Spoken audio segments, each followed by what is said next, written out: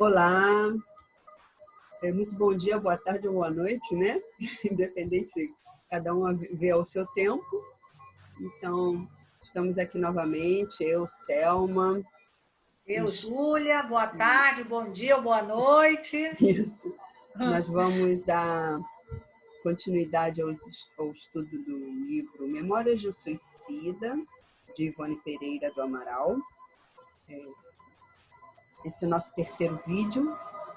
Estamos iniciando pelo Réprobos, né, as primeiras.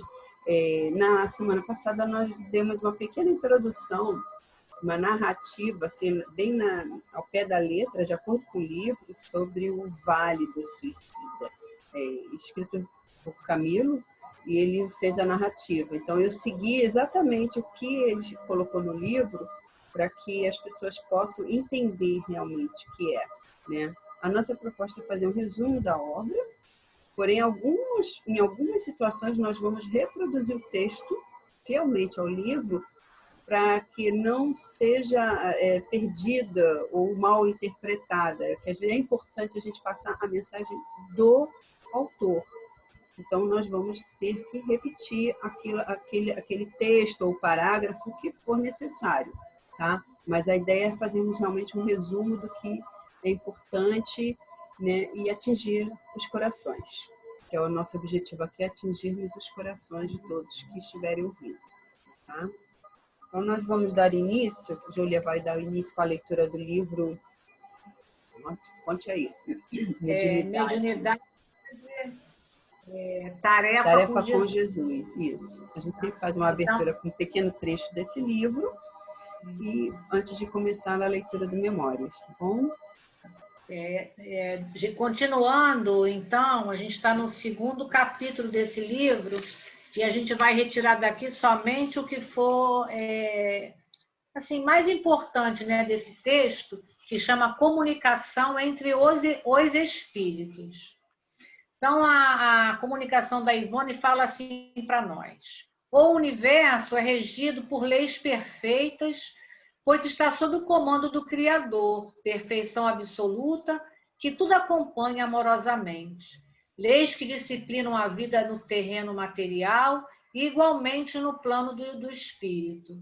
Leis que organizam a vida dos seres e estabelecem para as criaturas condutas que não prescindem de obediência, a fim de que as relações sejam vivenciadas nos níveis necessários à instalação do equilíbrio e da harmonia. Partindo da premissa de que todas as criaturas trazem consigo o sentido da percepção extrasensorial, entende-se que a comunicação entre os dois planos se dá sem que mesmo os espíritos tenham um exato conhecimento do que se passa. Assim, ante tão grave constatação, torna-se importante intensificar orientações esclarecedoras para alertar os médiuns de suas responsabilidades como seres capacitados a fim de que tal comunicação aconteça segundo parâmetros equilibrados e, consequentemente, harmoniosos. Contudo, ainda que os conhecimentos se façam imprescindíveis, são os sentimentos alinhados ao divino amor que possibilitarão uma comunicação nas lides da caridade real, levando consolo e bom ânimo a todos que a ela tiverem acesso. Então, meus irmãos, nesse momento, vamos elevar os nossos pensamentos, os nossos sentimentos ao Criador, né? A esse Deus, Pai de amor e de bondade, que nos faculta, né, essa reencarnação para nos ajustarmos com as suas leis. Obrigado, Mestre Jesus, pela oportunidade do contato com a doutrina espírita, por esta oportunidade do estudo nesta tarde. E que a gente pede, então, a proteção de nossa amiga Ivone do Amaral Pereira, e esses benfeitores que fazem parte da nossa falange amiga, que eles possam nos sustentar para que esse estudo possa ser levado a vários corações que acessarem essas páginas. Obrigado, Mestre Jesus, eu te agradeço e te peço, acima de Deus, né, que a gente dê por iniciado o estudo da tarde de hoje. Graças a Deus. Graças a Deus. Então, a gente vai hoje fazer o estudo do primeiro capítulo dessa obra. Esse primeiro capítulo, que é a primeira parte, é os réprobos. É o capítulo 1, e ele fala sobre o vale dos suicidas. Então, Camilo, né, foi o que ditou esses textos para Dona Ivone. Ele diz aqui que isso aqui aconteceu precisamente no mês de janeiro do ano de 1891, né? Então, aí ele fica surpreendido, evidentemente, quando ele chega, né, depois da prática do suicídio, né? Ele chega nessa região, né, do mundo invisível e logicamente, é um contato com uma região, vamos dizer assim, muito triste, né?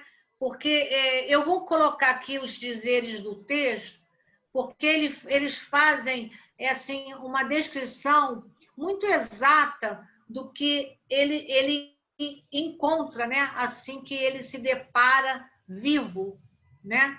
Porque ele achava que ele ia morrer, que ele ia acabar com o sofrimento.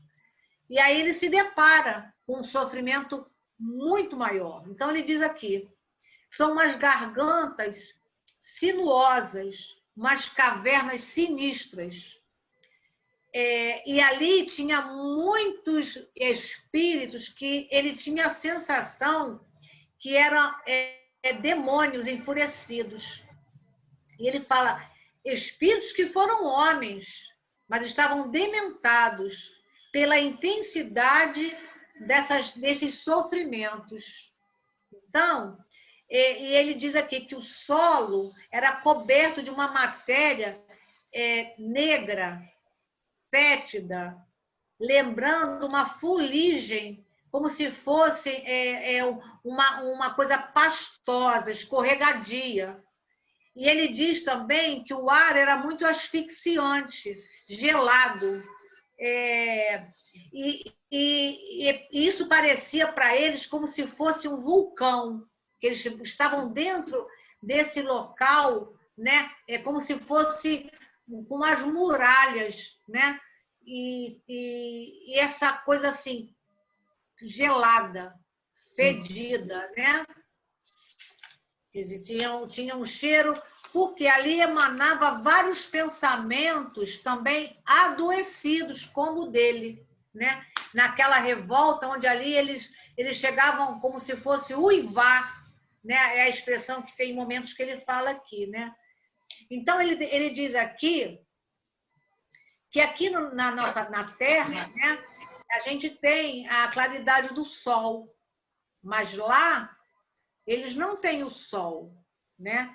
Então, ali, por isso que esse ambiente, ele diz que fica escuro, pastoso, gelado, porque o sol que a gente se beneficia aqui na Terra, lá eles não têm isso. E eles fazem também uma comparação, o Camilo, com o Vale dos Leprosos, né? Quer dizer, era um momento triste, né? Quando a gente se depara no Evangelho, né? Na descrição do Vale dos Leprosos, mas ele diz que lá no Vale dos Leprosos existia uma comunicação com os que ali conviviam, né? E era uma convivência harmônica, porque todos ali estavam doentes da mesma dor, né? Existia solidariedade, ali, né? Entre eles, existia. Né? E ali tinha o sol, era uma convivência. Eles estavam apartados da parte social, né? Mas eles tinham uma sociedade entre eles, né? Então, quando o Camilo fala dessa comparação do Vale dos Leprosos, ele fala a nível assim, que era uma coisa apartada, né? Mas só que ali ele não podia comparar fielmente, porque na parte onde ele está, não tem sol. É tudo muito frio, não tem amor. Muito pelo contrário, eles estão dementados. parecendo uma malta de demônios, né? Que uivavam, né? Gemiam, choravam, gritavam, né? Então, isso assim, fica muito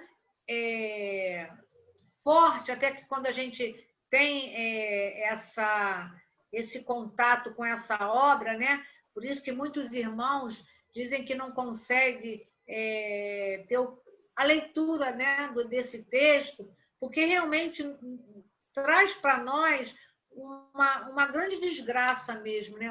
Uma dor tão grande que até nós que estamos aqui lendo, a gente se compadece. E tem um momento aqui do texto que ele está um pouquinho mais para frente, mas é interessante que se fale agora, que ele fala que se assim, quem tiver, né, tiver condições de ter um acesso a essa obra em certos momentos, tiver assim muita compaixão por esses irmãos que sofrem, que o único bálsamo que eles podem ter é a nossa prece, que é uma prece caritativa, né? Ou seja, é a caridade em ação, né? Então, aqui ele vai descrevendo também, na caverna onde padeci o martírio, que me surpreendeu além do túmulo, nada disso havia. Aqui era a dor que nada consola, a desgraça que nenhum favor ameniza, a tragédia que ideia alguma tranquilizadora vem orvalhar de esperança. Não há céu, não há luz, não há sol, não há perfume, não há trégua. O que há é choro convulso, inconsolável dos condenados que nunca se harmonizam. Então, quando a gente lê aqui que eles não conseguem se harmonizar, isso é triste porque eles não têm dia e não têm noite. Eles não conseguem dormir, eles não conseguem descansar. É um acesso mental de toda aquela parte, né, que o momento do suicídio traz para eles da dor. Eles não só veem a cena acontecer, né, como eles conseguem passar também pelo constrangimento de tudo que ele viveu aqui na Terra, né, como homem encarnado, e se ele fez algum mal, ou se ele fez qualquer coisa que desabonasse aqui a conduta dele, nesse momento da dor do vale, tudo isso também é revivido. Quer dizer, ele não revive somente a dor do suicídio, ele revive também os remorsos que ele traz na alma. Então, por isso que ele diz aqui que não parece que não existe a esperança, que não há, porque eles não conseguem se harmonizar, porque não tem como fazer esse tipo de harmonia interna, porque existe uma cobrança interna, porque primeiro que eles se veem vivos, né? Então, por isso que a gente diz, você mata o corpo, você não mata o espírito, né? Então, vamos ver aqui. O que a gente pode também tirar aqui? É a revolta, a praga, o insulto, o ulular de corações que o percutir monstruoso da expiação transformou em feras, né? Então, é um presídio criado pelo crime, votado ao martírio e consagrado à emenda. É o inferno, na mais hedionda e dramática exposição, porque, além do mais, existem cenas repulsivas de animalidade, práticas abjetas dos mais sórdidos instintos, as quais eu me pejaria de revelar aos meus irmãos, os homens. Então, tem cenas que ele presenciou ali no vale, que ele não tem condições de narrar para nós encarnados. Tamanha monstruosidade que existe ali, né? Junto, porque ali muitos espíritos com o mesmo sentimento, né, de revolta. Até porque, assim, é o Vale dos Suicidas, né? Existem todos aqueles que se desencarnaram devido ao suicídio de diversas formas, né? Então, imagina cada um na sua peculiaridade de suicídio, né? Sentindo a dor, a revolta, a culpa, cada um na sua dor, né? Pessoal, juntando todos aqueles no mesmo lugar, né? Quase que não tem como imaginar, né? É muito difícil de realmente se dimensionar isso, não é mesmo? E ele fala aqui que eles ali, né, que estão ali levados, né, estão ali juntos, né, que temporariamente estaciona, como ele diz, como eu estacionei, são grandes vultos do crime, né? Aí ele fala que essa desgraça, né? Por quê? Porque existe a força vital desses espíritos, né? Que quando eles têm o desligamento do corpo físico, fora da época, né? Que foi programada da existência aqui, eles levam consigo, né? Nos seus despojos, na sua parte perispiritual, essas forças vitais, né? Esse princípio vital que os anima, né? Então, isso é uma matéria intacta, que vibra ali também, né? Então, ele fala muito disso, né? Isso é o quê? O revestimento do envoltório, do físico perispiritual, né? Quer dizer, o nosso corpo perispiritual está envolto do quê? Desse princípio vital, essa força, né? Então, vamos avançar mais aqui, que ele fala que... Vamos ver aqui, noções, porque para a gente não ter que ler todo o texto...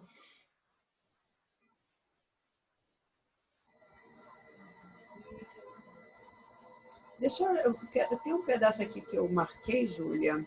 Então Gostaria fala aí de também, que dar eu vou uma achar falar sobre. parte. Você vai vendo isso aqui, porque conforme ele narra o vale, mas ele faz uma colocação do além-túmulo. Ele coloca que assim, o além-túmulo acha-se longe de ser a abstração que na Terra se supõe, ou as regiões paradisíacas fáceis de conquistar com algumas poucas fórmulas inexpressivas. Ele é, antes, simplesmente a vida real, e o que encontramos ao penetrar suas regiões é vida. Vida intensa a se desdobrar em modalidades infinitas de expressão, sabiamente dividida em continentes e falanges como a Terra o é em nações e raças, dispondo de organizações sociais e educativas modelares, a servirem de padrão para o progresso da humanidade. É no invisível, mais do que em mundos planetários, que as criaturas humanas colhem inspiração para os progressos que lentamente aplicam no orbe. Se ele faz uma descrição do além-túmulo, do mundo espiritual, né, que ele diz que é vida, né?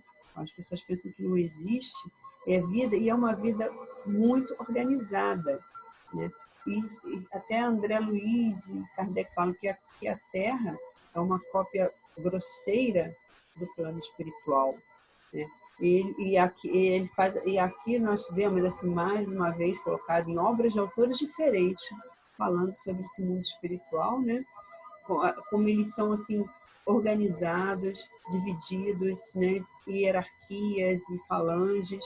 E aqui ele explica também com a relação ao invisível, né? Que as inspirações para os progressos aqui da humanidade, sempre vêm de lá. Né? E que lá é sempre tudo muito bem preparado para que venha nos inspirar aqui. Inclusive, até a ajuda, a inspiração ocorre para evitar também que a pessoa cometa o suicídio. E às vezes a gente não tem essa conexão com essa parte espiritual e é onde a gente se perde, né? Então, Selminha, aqui no livro tem uma parte que o Camilo ele fala bem o que você está narrando aí, né? Que ele diz aqui que a morte nada mais é do que a verdadeira forma de existir. Eu achei bem interessante. É. A morte nada mais é do que a verdadeira forma de existir. Então, o que ele diz aqui que não existe o nada no universo, né? Em toda parte tem vida, vida no fundo do mar, a vida no planeta tá aonde até os nossos olhos físicos não têm condições de ver, né? Tipo assim, dentro lá das entranhas do mar, lá tem vida também. A gente não vê, mas ali tem a vida. Então ele diz aqui que pretenderia o leitor existisse nas camadas invisíveis que contornam os mundos ou o planeta, senão a matriz de tudo quanto nele se reflete. Quer dizer, tudo que a gente tem aqui que a gente vê aqui no mundo físico, né? Isso também tem no mundo espiritual, né? Então ele fala aqui, em nenhuma parte se encontraria a abstração ou nada. Então você acha que é só a parte material que existe vida? Então eu morro, acaba tudo? Não.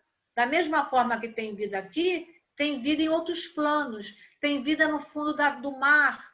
Em cada pedacinho desse planeta tem vida, mesmo que os nossos olhos não consigam alcançar. Negar o que se desconhece, por se não encontrar a altura de compreender o que se nega, é insânia, incompatível com os dias atuais. Quer dizer, não, hoje em dia, com toda a tecnologia, a gente não tem mais como falar, se eu não conheço, não existe. É por isso que ele fala aqui, ele narra que não nos convida a crer, né? Que isso não é só uma crença. Ele convida, ele fala com as pessoas a buscarem, né, o examinar, investigar. Eles se sabem raciocinar e podem investigar, que o façam e chegarão a conclusões lógicas que os colocarão na pista de verdades interessantes. Então, é isso mesmo. E ele ainda fala aqui uma outra frase bem interessante, que ele fala aqui, o que conhece o homem, aliás, do próprio planeta onde tem renascido desde milênios? Porque a gente já está renascendo aqui muito tempo. E muita coisa a gente ainda desconhece. Então, o que conhece o homem? Ele fez essa pergunta aqui, né?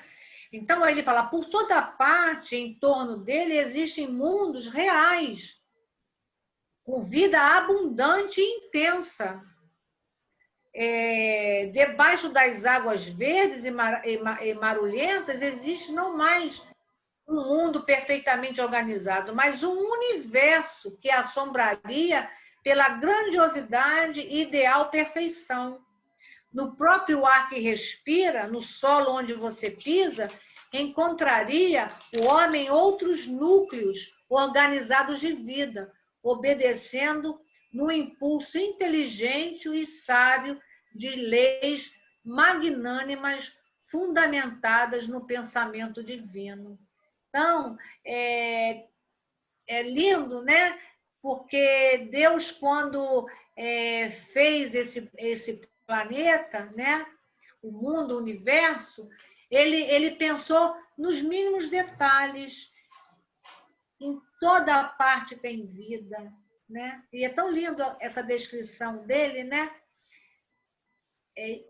Pelo impulso inteligente e sábio de leis magnânimas fundamentadas no pensamento divino. Então, é pensamento de Deus, né? Somos obras divinas, mesmo quando a gente não se vê como tal, né? Porque quando a gente não estamos aqui a nível de crítica, quem somos nós, mas quando o espírito é reencarnado, né? Pensa nessa situação de tirar a vida porque ele está sem esperança, mas se ele tivesse essa certeza no íntimo de que ele é um filho de Deus, né? Que Deus pensou para nos criar, né? Que somos uma obra perfeita desse Criador, a gente não teria essa intenção de sair pela porta do suicídio, né? Então, esse momento também é de grande reflexão para nós. Quando a gente busca o texto, a gente também tem que trazer para a nossa vida aqui de hoje, né? Então, é bem interessante que a gente pense sempre nisso. Somos filhos de Deus, uma obra perfeita da criação, né? Aí ele diz aqui, aí ele fica narrando, né, essas partes pessoais, né, junto com o que ele se depara lá no mundo que ele vive ali, né, que seria o vale, né? Ele disse que ele ainda se sentia cego, né? Por quê? Porque foi através da cegueira, né, que ele cometeu o suicídio, por ele ter ficado cego. Ele não se conformou com isso. E ele era um escritor português, de nome em Portugal, né? Então, mas é interessante que quando ele chega no vale, ele ainda se vê cego, ele sente-se cego. Quer dizer, por mais que ele já não tenha o corpo físico, né? Essa força vital, né? Tudo isso, e como ele está ainda muito animalizado, né? Ele sente tudo como se ele tivesse encarnado. Então ele diz, ainda me sentia cego pela inferioridade moral do espírito distanciado da luz. Mas essa luz é a luz de Deus, da luz das leis de Deus. Então, quer dizer, como ele não entendia nada, né, ele não conhecia, né, a divindade, né, então ele não tinha essa religiosidade, né, esse contato, né, com o divino, com a luz que nos esclarece.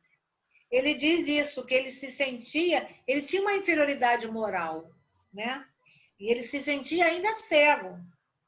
Ele diz, dotado de grande sensibilidade para maior mal, tinha agora como superexcitada, o que me levava a experimentar também os sofrimentos. Quer dizer, por ele estar ainda com toda essa energia vital, né? Então ele estava assim, numa potência ainda, como se ele tivesse encarnado. Então ele diz, o sofrimento dos outros, quer dizer, e outra coisa, o sofrimento dos outros também atingia ele. Até pela afinidade, né? Pela afinidade. Então, de mental que eles estavam passando. Então, ocasionado pelas correntes mentais que se despejavam sobre toda a falange. Quer dizer, então ali eles estão numa simbiose, né? Quer dizer, por isso que quando ele fala que lá no Vale dos Leprosos não tinha esse mal tão grande, porque ali era só dor, era uma simbiose da parte de dor, do mal, né? Uma mesma doença, vamos dizer assim, né? Eles viviam todos ali de um problema único, né? E eles se relacionavam assim mesmo. Né? E ele ainda diz aqui que esses espíritos ali que ele descreve como se fossem os demônios, ele diz que eles, lá nas cavernas, né, que eles viviam ali naquelas cavernas, eles se atiravam uns contra os outros em lutas corporais violentas. Tamanha o descontrole desses espíritos. Ou seja, por conta do quê? Dessas correntes mentais desgovernadas, né? Por por falta do que da moralidade, por falta do que do conhecimento, da luz espiritual. Então, eles ali se atracavam violentamente. Então, e aqui mais abaixo, eles falam que muitos deles, até na hora que muitos eram conduzidos, né, eram socorridos, quando tinham já condição de ser socorrido, quando esse princípio vital já estava extinto, né, com o tempo ali no vale, né, mas muitos deles ainda não tinham essas condições, né? Então, uns eram salvos, vamos dizer assim, retirados dali, né? E outros não. Então, eles falam aqui que esses espíritos, por que eles não podiam ser recolhidos todos, né? Se Deus é bom, né, e justo, né, e de tanta misericórdia, por que Deus não socorria todos eles juntos, né, Selma? Assim, ao mesmo tempo, né? Quer dizer, uns vão, outros não vão. Aí ele explica aqui por conta desse princípio vital que ainda estava aí em latência, né? Na perispíritos, né? Nesses corpos perispirituais. E eles falam aqui que eles não tinham nem condições de ir para esses locais de atendimento, porque a vibração deles, né, Selma, não condizia com os locais que eles iam ser levados, né? Que é uma questão assim, a gente sempre fala que tudo é afinidade, né? A afinidade, como ele está ali ligado ao vale e na dor, com aqueles que estão ali ligados por afinidade de dor, também existe essa afinidade moral, essa afinidade também na questão da elevação. Quer dizer, se você não consegue compreender, você ainda não tem aquele entendimento, como é que você quer viver numa sociedade que trabalha dessa forma? Né? Então, é preciso passar por etapas, não é? Porque senão não adianta você resgatar um suicida que ainda não compreende, ele que ainda não compreendia nem a morte, por exemplo, né? Para ele morreu, acabou, que é o que acontece com a maioria dos suicidas. Até ele cair em si realmente, que não existe morte, que ele ainda estava vivo, que ele era um espírito vivo, imortal, né? Então ele é um processo. Não dá para você pegar, vou resgatar isso aqui agora e colocar ele lá nas câmaras retificadoras, porque eles enlouquecem, eles não têm condição de entender. Até pela parte, né, do princípio vital ali ainda muito latente, né? Então, quer dizer, eles não tinham nem condições disso, quer dizer, muito porque você, no momento que você retira, que você se mata, que você sai do plano físico, você tem uma quantidade de princípio vital que é para a quantidade de anos que você vai estar reencarnado. Esse princípio vital a gente pode comparar como uma ampulheta do tempo. As areias do tempo é o nosso princípio vital. Né? A gente nunca sabe o tempo que temos, tá? Mas é como tem essa areinha, ela vai descendo aos poucos conforme o tempo que nós vamos vivendo. Né? Quando você encerra aquilo antes dela terminar o processo, já tem muita areiazinha ainda para descer, não é? Que é o nosso princípio vital. E aquilo ali vai ter que se extinguir aos poucos, porque é isso que nos torna, vamos dizer, seres materiais, vamos dizer assim, mas que nos dá condição da vida aqui na Terra. Né? Então, quando você interrompe isso, você ainda está muito ligado às coisas da Terra. Não é assim, Júlia? Você está muito animalizado ainda. Como é que se pode compreender a parte espiritual? Para quem nunca compreendeu. Tem um livro do André Luiz, acho que é Missionário da Luz, que existem ele faz visitas em muitas colônias, que uma delas é um departamento. Ele dizia que tinha a impressão que parecia que ele estava num cemitério, assim.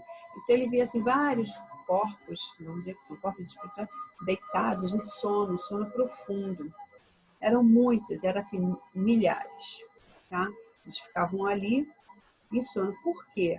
Eles foram resgatados ou não tinham muitas dívidas, mas eles ficavam em sono porque não compreendiam não tinham ainda a capacidade de entender o plano espiritual. Então, aos poucos, todos os dias iam irmãozinhos lá, ficar lá mandando fluidos para energizá-los, para magnetizar, para que eles começassem a se, vamos dizer assim, se integrar naquele ambiente. Quando alguns eram despertos, eram poucos, tinha uns desses poucos, mas eles acordavam, despertavam aquele lugar, eles saíam correndo, loucos, disparadas, porque eles não entendiam, né? Aí tinham que voltar naquela condição de sono. Então, quer dizer, é um processo, quer dizer, tem muitos processos nisso. Né? Fala, E Júlia. a gente também tem muito, a gente sabe também, né? A gente vai fazer aqui um adendo que isso não está nesse livro, mas como a Salminha falou aí a respeito desses, porque Deus, né? A espiritualidade, ela não agride ninguém. Se a gente tem muitos irmãos que estão em outros segmentos religiosos, que acreditam que vai ter o som da trombeta, que vão despertar eles através dessa trombeta, a espiritualidade, de acordo com esse espírito que às vezes faz muita coisas boas, né? Tem uma condição espiritual muito boa, e ele quando ele sai do corpo físico, né, ele é levado, e eles deixam ele mesmo naquele torpor, e até tocam realmente essa trombeta para que eles consigam se harmonizar com o entendimento que eles têm. Como disse Chico Xavier, cada um de nós vai para o próprio guichê que tem entendimento, quer dizer, o espírita, o católico, porque nada na espiritualidade, né, quando você tem méritos, é alguma coisa agressiva, né? Então, para esse entendimento, esses espíritos, como a Selma falou, estão ali deitados em sono profundo, para que o despertar possa ser na condição de entendimento para cada um. Uhum. Mas a gente não tem isso aqui no Vale, quando ele fala que é um lugar de loucos, de demônios, de seres enfurecidos. Por quê? São nossos irmãos, sim, são filhos do mesmo pai, sim, só que eles fizeram uma agressão à lei, né? Eles foram contra a lei de Deus. É a né? mais sagrada delas. Então, quer dizer, cada um vai ter a condição do momento certo se deparar com as suas necessidades e seus reajustes, né? Mas muitos deles ainda, como disse a Selma, não há condições de ser resgatados, né? Então, ele fala aqui, que a Selma até comentou sobre essa parte moral, que aí o Camilo fala aqui de padecimentos morais. Esses padecimentos morais, o Camilo descreve assim: a fome, a sede, o frio, a fadiga, a insônia, exigências físicas martirizantes, fáceis de o leitor entrever. A natureza como que aguçada em todos os seus desejos e apetites. Qual se ainda trouxéssemos o envoltório carnal, a promiscuidade muito vexatória, de espíritos que foram homens e dos que animaram corpos femininos. Tempestades constantes, inundações mesmo, a lama, o fétido, as sombras perenes, a desesperança de nos vermos livres de tantos martírios sobrepostos, o supremo desconforto físico e moral. Eis o panorama, por assim dizer, material. Entre aspas, e murmurava os nossos ainda mais pungentes padecimentos morais. Quer dizer, além de todas essas sensações físicas da fome, da sede, né, ainda tinha promiscuidade ali, vexatória. Quer dizer, eles estavam ali como loucos mesmo, até sedentos de apetites sexuais e tudo. Quer dizer, porque isso era um traço que eles tinham ainda trazendo, né, de quando estavam encarnados, né? No caso, assim, a gente diz que cada um tem o seu próprio inferno, que o umbral, ele nada mais é do que a manifestação dos nossos sentimentos, pensamentos, de como nós criamos o mundo. Esse umbral dele estava muito ligado a tudo isso, porque ele teve uma vida muito mundana. Ele contraiu sífilis, a doença que o cegou era devido a várias outras doenças que ocasionou sistema, problemas neurológicos e tudo mais, entrou no desespero. Então, você imagina uma vida dessa, o que ele levou para o outro lado? Em uma potência elevada à 10ª, a 100ª, talvez. E ali estavam outros que também tiveram condições semelhantes à dele, né? Também foram levados pela promiscuidade, né? O mundo. Sabe aquelas pessoas que pensam que o mundo, nosso mundo, o planeta Terra, é uma área de lazer? Vamos viver o hoje, que a nossa vida é curta e temos que aproveitar ao máximo, né? Tem muita gente que pensa assim, né? Eu só tenho essa vida, então vou aproveitar tudo, fazer tudo o que quiser. Gente, não é que não devemos nos aproveitarmos, vamos dizer, gozarmos das coisas belas que Deus nos deixou aqui. Mas tudo tem uma medida, né? Nós temos que saber dosar, ter o equilíbrio. Né? Quando você foca muito numa coisa, você deixa outros pontos nossos em desequilíbrio, desarmonizados. Nós somos corpo, mente, espírito, tá? E psicológico. Então, nós temos que equilibrar tudo isso. E quando a gente trabalha uma coisa só, desequilibra as outras. São pontas que elas merecem ser... Por isso tem a famosa 2 asas, né? A moral e a espiritual. Então, a gente tem que ter esse equilíbrio das asas. A gente pode e deve aproveitar as coisas belas que Deus não colocou ali só para a gente ficar olhando, né? Nós devemos aproveitar, mas temos sempre que lembrar que o nosso planeta não é um parque de diversões. Nosso planeta é escola e hospital. Nós ainda somos espíritos necessitados de aprender e evoluir, nos curarmos dos nossos males. Quais são os nossos males? Está ligado aos 7 capitais. É a gula, a inveja, o orgulho, a vaidade, a ira. Nós temos que nos livrar disso ainda. E por isso que estamos aqui. Estamos aqui, reencarnados, né? E outra, né?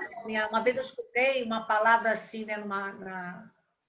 Numa dessas palestras que a gente escuta na internet, o Alexandre falou para nós assim: nós não reencarnamos com um passaporte, sim com uma carteira de trabalho. Então, estejamos aqui conscientes que nós não estamos aqui a passeio, né? Quer dizer, não é um passaporte que trouxemos, e sim uma carteira de trabalho para que a gente possa desenvolver aqui qualidades morais, que são essas qualidades que levaremos para a pátria espiritual, né? Porque daqui levaremos o quê? Nada material. Aqui a gente só somos usufrutuários, né? Nós não vamos carregar nada da matéria. Mas sabemos que estamos na matéria, temos que viver também na parte material. Mas sabendo que somos o quê? Espíritos imortais. Não somos corpos, somos espíritos habitando o corpo na parte material. Mas isso ainda é um pouco difícil, né, Selma? Então, por isso que muitos, quando estão diante de um grande sofrimento, como o Camilo esteve lá com a cegueira, né, ele achou melhor sair pela porta do suicídio, porque ele entendia que matando o corpo acabava tudo, né? Então, ainda há necessidade da gente, como agora estarmos fazendo essa live, não é com nenhuma pretensão, porque aqui somos os primeiros a estar escutando, estudando, né? Mas para que a gente coloque sempre aquela mesma tecla: somos espíritos habitando um corpo, né? Exatamente. Então, estamos aqui só de passagem e a gente precisa fazer os nossos exercícios, né? Difíceis às vezes, né? Em alguns momentos, né? Mas aqui o Camilo vai falar mais alguma coisa aqui para a gente, que ele fala inclusive da prece. Olha o que ele fala aqui. Naquele ambiente superlotado de males, o pensamento jazia encarcerado nas fráguas que o contornavam, só podendo emitir vibrações que se afinassem ao tono da própria pérfidia local. Quer dizer, ali eles só podiam emitir o quê, Selma? O mesmo tipo de pensamento, o mesmo tipo de sentimento. Eles ali não poderiam ter nada elevado. Eles estavam todos ali na mesma situação. Então, por isso que ele fala aqui, um ambiente superlotado de males. Males por quê? Porque todo mundo trazia em si o mal. Agora, a dor, o sofrimento. O mal é um sofrimento. Porque, vamos supor, o Camilo se matou com um tiro, o outro foi enforcado, não importa. O mal é o mesmo. É o sofrimento que aquilo acarretou, né? Então, ele fala aqui, ninguém que pudesse atingir um instante de serenidade e reflexão para se lembrar de Deus e bradar por sua paternal misericórdia. Não se podia orar, porque a oração é um bem, é um bálsamo, é uma trégua, é uma esperança. E aos desgraçados que para lá se atiravam nas torrentes do suicídio, impossível seria atingir tão altas mercês. Quer dizer, eles não tinham condição de elevar um pensamento a Deus. Tamanha dor e tamanha simbiose de tanto mal que um passava ali, não é passar para o outro, mas assim, era uma simbiose, um mesmo sentimento ali de terror, de mal, de dor. Então, quer dizer, eles não tinham nem um instantezinho que eles podiam falar assim, agora eu vou orar. Ele fala que lá eles tinham insônia. Não conseguiam nem dormir. Então, eles não dormiam. Né? A gente também tem que pensar isso. E ele ainda fala aqui, não sabíamos quando era dia ou quando voltava a noite. Olha que tristeza. Por isso que ele fala que contava Perdemos muito com a noção de tempo. Por isso que ele fala que contava muito com as preces caritativas, né?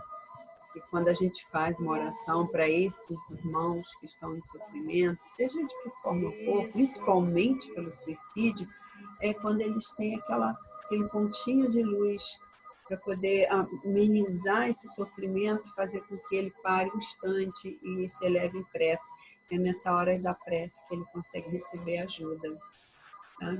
É muito difícil para eles quando não tem ninguém orando por eles. Né? Selma, ele fala aqui uma coisa bem, bem assim, impactante, né? Tanto que eu sublinhei aqui no livro, que ele fala do desânimo. Que ele fala que lá eles tinham um desânimo gerador de desesperança. E esse desânimo que ele sentia lá foi o mesmo desânimo que eles tiveram quando cometeram o ato do suicídio. Olha tamanha importância desse esclarecimento do Camilo. Porque o próprio desânimo que o levou a cometer o ato é o mesmo desânimo que ele encontra lá. Imagina, então como é difícil, né? Aí tem uma notinha, não sei se você vai falar, que eu deixei até marcada também. Mas pode falar, pode adiantar, sem problema algum. É uma nota que eles botam no rodapé do livro, que eu achei interessante até para esclarecer.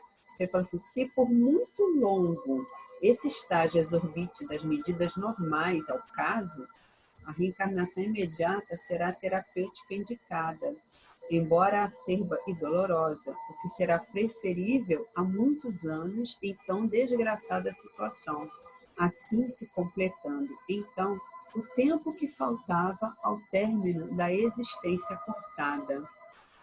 Então, você vê, quando a pessoa fica por muito tempo, muito tempo nesse umbral, né? Nesse vale, sem ser resgatado, sem cair em consciência, né? Que ele não tem consciência, né? Aí ele é retirado para uma reencarnação para poder amenizar essa situação dele. Embora ele diga aqui que a reencarnação dele também será dolorosa, né? Mas ainda é preferível a situação que ele vive lá, né? E pelo que eu entendi aqui, assim, o tempo que faltava, às vezes, o que acontece às vezes de espíritos que às vezes vivem por pouco tempo, né? Exatamente por isso. Ele tinha um tempo, vamos dizer que ele tinha mais 20 anos de vida, né? Ele reencarna compulsoriamente aqui e vive esses 20 anos que faltava para ele ainda se completar. Entendeu? Ele tem esses 20 anos que faltou Muitas das nessa vezes prova de forma existente. Dolorosa, sofrida, doentes terminais, né? Que você por que tão jovem? Por que às vezes a pessoa desencarna tão jovem? Por que aconteceu essa doença? Não estou dizendo que é uma regra, eu sempre esclareço isso nos estudos, não é regra, mas são possibilidades. E aqui está sendo uma coisa esclarecida que é possível que seja desta forma. Às vezes, não é? Nasce uma pessoa já doente, uma doença pré-existente, se manifesta e desencarna jovem. Ou às vezes está normal, super bem, não tem nada, de repente é um aneurisma que tem ali, puff, história, e a pessoa desencarna. É o tempo que ela precisava aqui para completar o que faltou aí, o que ela não cumpriu na existência anterior, entendeu? E isso também acontece não só para o suicídio, não, tá? Não suicídio, desculpa, Juliana, guarda o pensamento aí.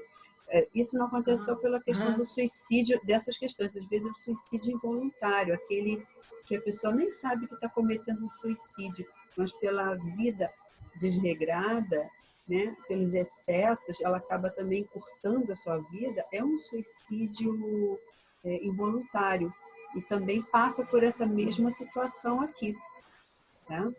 Do desencarne e da reencarnação compulsória, às vezes, para ali curar esses males que ela causou a si própria, né? A gente tem que deixar sempre claro aqui que nada na doutrina é engessado, né? Muitos têm méritos, tem coisas diferenciadas, né? Então, a gente tem sempre...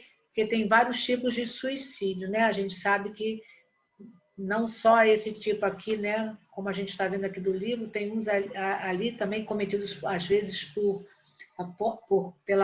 doença, por obsessões. Então, assim, temos, né, várias situações de suicídio, né? Mas a gente está lendo aqui do Memórias o caso deles, que aqui vai aparecer mais espíritos contando cada um o que viveram na Terra e o que levaram a cometer o suicídio e o porquê que eles se encontraram nesse vale, né? Porque é como se fossem as dores iguais, né? O mesmo tipo ali de atração. E ele fala aqui uma coisa, Selmira, foi isso que eu ia falar, desculpa que eu ia te interromper, mas eles falam aqui que eles tinham vontade de voltar para casa. Como a gente viu lá no nosso lar, o André Luiz, depois que estava lá no nosso lar, ele não quis ir lá para a casa dele. Muitos espíritos... Quer sempre ver a família, né? E aqui no suicídio, aqui nos suicidas, não era diferente. Muitos deles lembravam, assim, tinha uns momentos aí de, sabe, pô, vou para minha casa, vou, né? Então ele fala aqui, ó, fugir do local maldito para voltarmos aos nossos lares. E o fazíamos desabaladamente, em insanas correrias de loucos furiosos. Loucos furiosos. Que eles não tinham consolo, sem consolo, sem paz, sem descanso, porque sem descanso em parte alguma. Ou seja, nesse vale, em lugar nenhum, eles poderiam dizer, não, aqui eu vou meditar e aqui eu vou dormir. Não tinha sossego em lugar nenhum ali, Selma. Então ele fala aqui, ao passo que correntes irresistíveis, como ímãs, poderosos atraíam-nos de volta. Então, eles tentavam Eles não tinham sair nem para ir para seus lares. esse refrigério, né? Eles não conseguiam, porque eles eram arrebatados como se fosse um imã que os traziam de volta. Então, arrastando-nos de volta a um atro turbilhão de nuvens sufocadoras e estonteantes. Quer dizer, eles ficavam no torpor mesmo daquele ambiente, sem condições de ter forças nem para ir para os lares. Até queriam, mas não conseguiam, Selma, porque eles eram arrebatados como se fosse um imã, né? Aí ele fala aqui uma coisa bem interessante, que ele fala que eram esse vale, ele descreve uma parte desse vale que ele fala assim, eram umas gargantas, umas vielas, uns becos, sem conseguir ter saída. Aí ele fala que cavernas, sempre cavernas. Então, eles estavam envoltos, Selma, num buraco mesmo, né? Sem saída. Né? Era o ambiente que ele descreve. Espaços pantanosos, quais lagos lodosos, circulados de muralhas. Era um labirinto onde nos perdíamos sem podermos jamais alcançar o fim.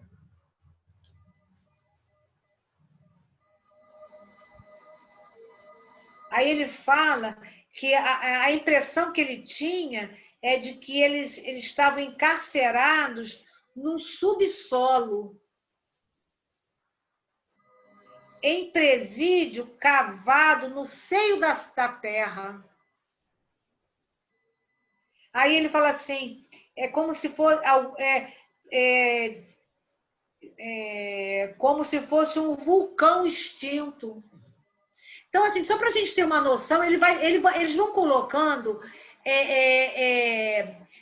de uma forma que a gente consiga ter uma noção, né? Isso já passou pela mão de Leon Denis, vamos dizer assim, né? Pelo crivo de Leon Denis, que teria muita coisa que a gente não conseguiria nem ler. Mas para a gente conseguir chegar à nossa compreensão, ele vai narrando umas vielas, um subsolo, umas muralhas, um vulcão. Então vamos pensar num vulcão, Selma? Você entrando num vulcão? É aquela cratera, aquela imensa lá, né? Entendeu? Aí ele fala imensuráveis poços de lama, com paredes escalavradas, lembrando minerais pesados. Por isso que ele dá a noção de um vulcão. Tem uma parte aqui que ele cita até Dante, né? Quer dizer, parece mesmo um quadro de Dante, né? Do Inferno de Dante. Como ele narra, né? Como ele descrevia, né? Tem muitas... Assim,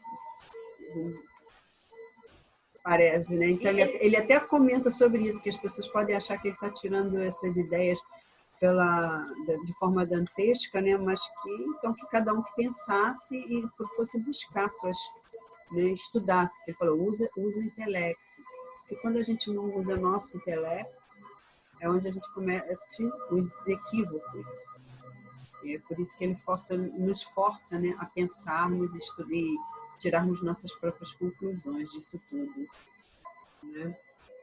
Hein, Selminha? E ele vai falando aqui para a gente também, e eles gritavam, né? Que eles falam que eles gritavam em coro.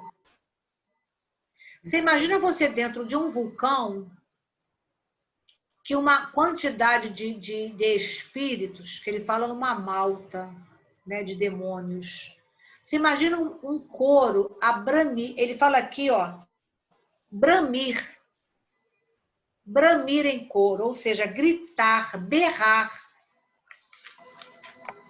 Então, é uma coisa, Selma, que nós aqui né, que estamos até lendo, a gente às vezes tenta até chegar um pouco assim, né, no entendimento, por isso que ele vai dando essas imagens para que a gente possa entender.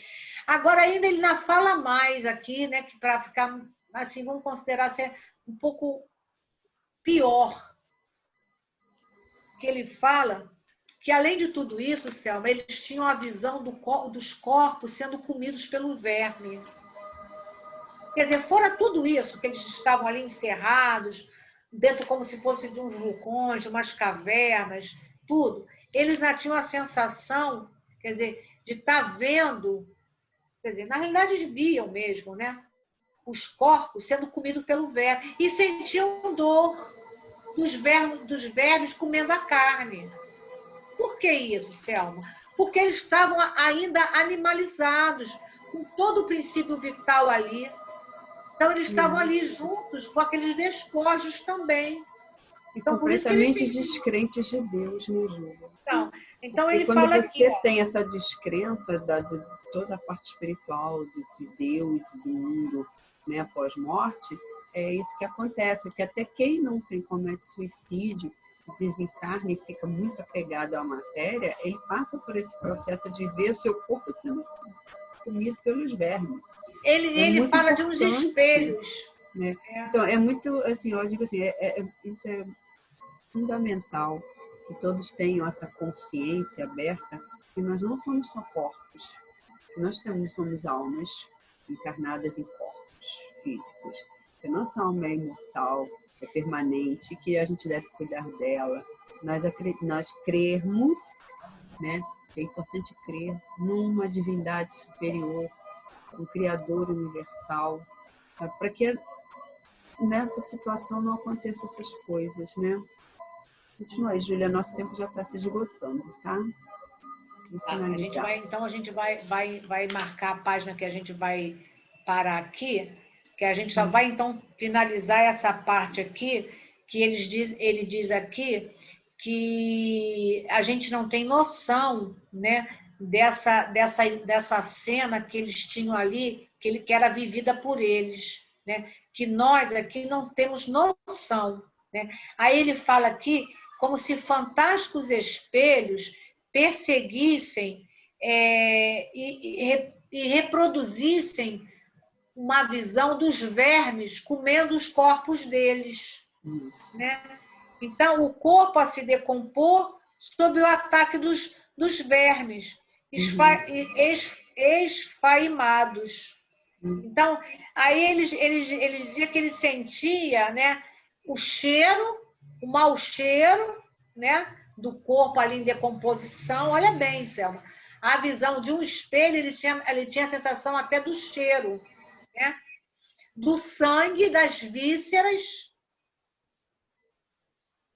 e milhões de vermes que consumiam os corpos vorazmente. E era tudo assim, consumido ali, e eles com essa visão diante deles. Quer dizer, não só a visão que eles tinham do vale, né, do momento do suicídio, do que eles traziam de memória de coisas equivocadas, eles não tinham a memória do corpo sendo comido. E não só ver, né, presenciar, sentindo dor e sentindo mau cheiro.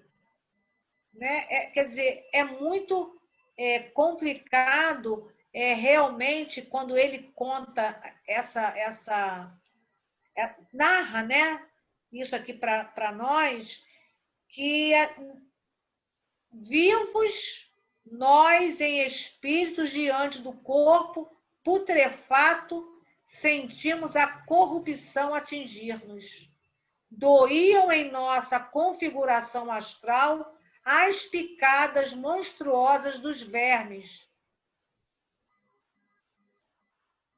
Aí ele fala, enfurecia-nos até a demência, a martirizante repercussão que levava nosso perispírito, ainda animalizado e provido de abundantes forças vitais, a refletir o que se passava com seu antigo envoltório limoso. Quer dizer, então, Selma, ele só tem essa sensação porque o corpo, o perispiritual, está animalizado com essas forças vitais. Por isso, toda essa sensação da dor, do cheiro, do mau cheiro, vamos dizer assim, né? E só para a gente terminar essa página, ele fala assim: nossa covardia, então, a mesma que nos brutalizara, induzindo-nos ao suicídio, forçava-nos a retroceder. E retrocedíamos. Mas o suicídio é uma teia envolvente, em que a vítima, o suicida, só se debate para cada vez mais confundir-se, tolher-se, embaraçar-se. Então, gente, parece uma dor sem fim, né? Sofrimento sem fim. Estamos aqui em julgamento, mas que tenhamos a certeza absoluta da imortalidade da alma. E que, diante do próprio suicídio, ele fala aqui, o suicídio é uma teia envolvente, em que a vítima, que é o suicida, só se debate para cada vez mais confundir-se, tolher-se, embaraçar-se. Então, gente, é como ele fala aqui também, né? Que a única forma de acalmar esses espíritos nesse momento onde se debatem em dor e sofrimento é a prece caridosa de cada um de nós, que possamos elevar nossos pensamentos a Deus nesse momento, então, por esses irmãos que, de uma forma equivocada, tiraram as vidas físicas, achando que terminariam com o desespero. Mas a gente tem um relato aqui de Camilo, através da nossa irmã Ivone Pereira, que é uma trabalhadora incansável, socorrendo todos esses irmãos também, junto aos servos de Maria. Que então Maria Santíssima tenha piedade de todos esses irmãos que estão em sofrimento, mas que a luz há de brilhar para todos eles. Então, Selma, eu passo para você que faça o nosso encerramento, para que a gente possa voltar na próxima oportunidade, semana que vem, completando o estudo da primeira parte do Memórias de um Suicida. Sim. Então vamos à nossa prece. Agradecemos aqui a Deus, a Jesus, Maria, a Ivone Pereira também, que sei que estão aqui os falangeiros, nos ajudando, nos inspirando. Que possamos estar novamente reunidos aqui na próxima semana, continuando essa obra de esclarecimento. Que Nossa Senhora, Maria, Mãe Santíssima, pedimos também a ela aqui, para que ela continuando esse trabalho nas colônias lá dos suicidas, né? Ajuda esses irmãos que estão em sofrimento, que as nossas preces possam chegar a eles como bálsamos de luz e atingi-los para que sejam socorridos. Que assim seja. Graças a Deus. Muito obrigada. Obrigada. Um beijo a todos.